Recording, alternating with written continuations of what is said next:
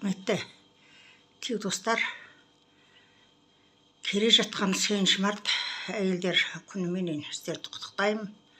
Маған менің парақшама жазылған үлкенді кішілі, сіңілі, менен үлкен апай, құрдас, құрбы-құрдас.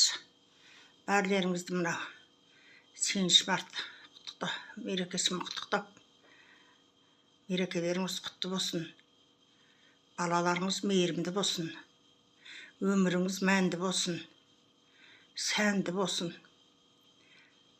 Мынау жастары ұлғайғандар күтім көрсін деген келеді.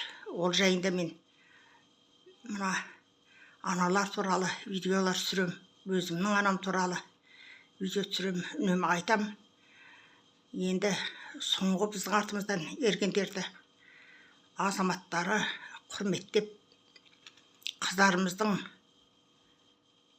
алам деп жүрген жігіттер деп айтайыншы, құрмет көрсетіп, гүл шоқтарын сыйлап, бір жақсы мереке өтсін деген тілегімді білдіргім келеді. Дағы осы кешеден бері бір 90-дағы ақсақалдың жолда кезіккен видеоларын салып жатырмын. Сол қолдаушылар да өте көп екен.